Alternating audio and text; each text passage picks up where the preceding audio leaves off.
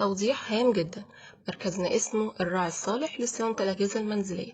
مهندس مجدي مكرم 012-2 45-42-034.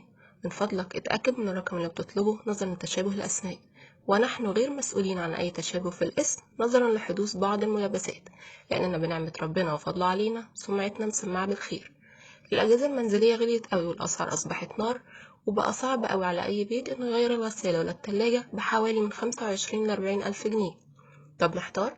مش عارف تثق في مين يعمل لك صيانة كويسة لجهازك ويكون شاطر جدا ومواعيده مظبوطة بالثانية، وفي نفس الوقت الأسعار معقولة جدا مقابل الخدمة المقدمة ليك؟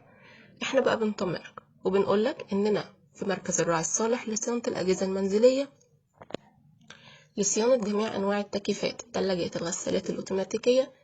بنديلك ضمان على قطع الغيار الأصلية وبأقل الأسعار اللي مش هتلاقيها عند أي حد تاني، مع الالتزام الجاد بالموعد المحدد. مهندس مجدي مكرم 012-2 45-42-034. مهندس أمانوب مجدي 012-2 155-1977.